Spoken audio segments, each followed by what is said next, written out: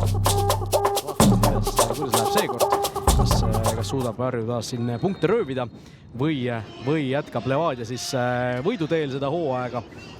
Nagu öeldud, löögi puhul suluseisu ei ole, kui tavaliselt see võib-olla ei ole niivõrd suur küsimus, kui siin vaatame, mida suudab Levadia vastu, kui Peetson, Ainsalu teab pall Tambetuule, Tambetuu jätkab sinna Skvortsovile, aga kas jõuab seal ja ikkagi Skvortsov palliga ja 1-0 olemas, 1-0 olemas, Levadia läheb seda kohtumist juhtima.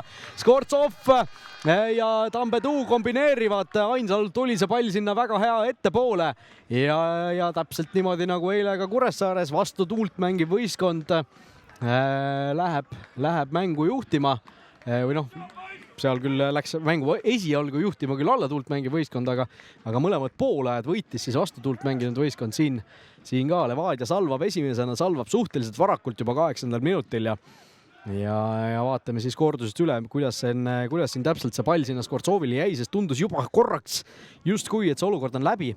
Vaatame siin Ainsalt hea ühe puute sööd sinna ettepoole Tambetuule.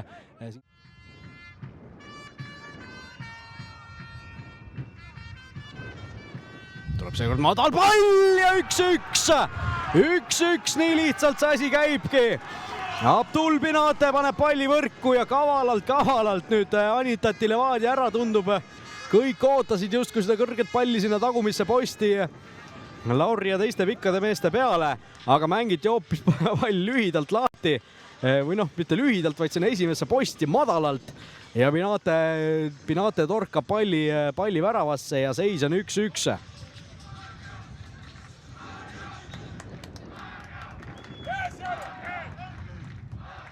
Nii, vaatame kordusest.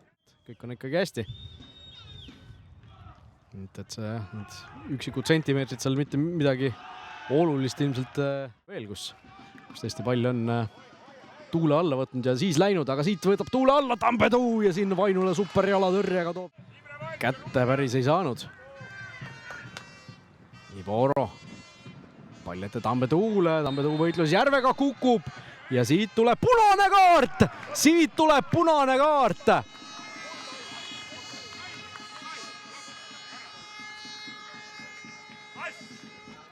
No nii.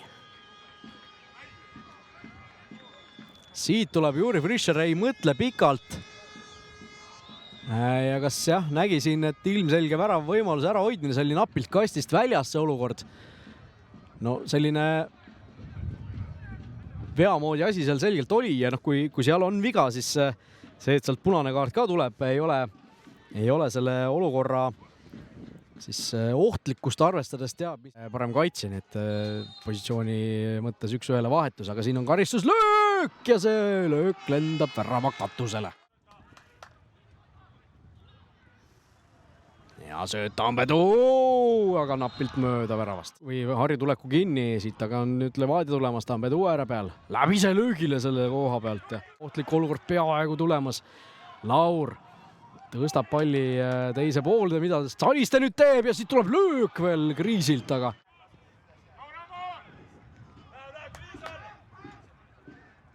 paistis, et see ei olnudki huumor, vaid et see tõsine küsimus.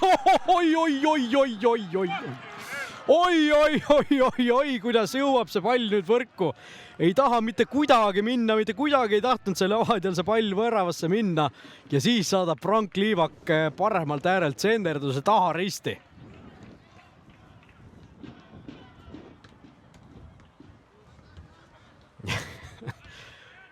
Täiesti jabur värav, aga see tuul on olnud siin selline, et ta on trikke mänginud ja ilmselt natuke aitas ka kaasa sellele praegu, et see pall võrku jõudis.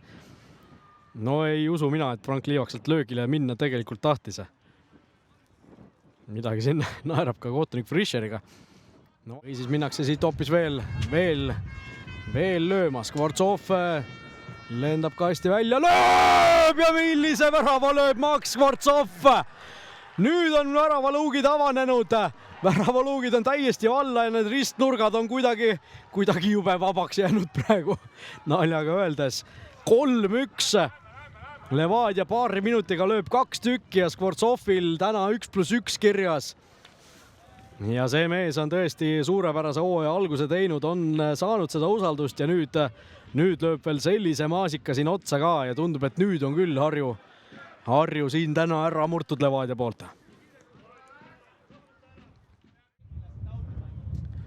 Lõpuks paneb palli mängu siin, Harju pink on ka päris pahane selle peale, kuigi tõesti.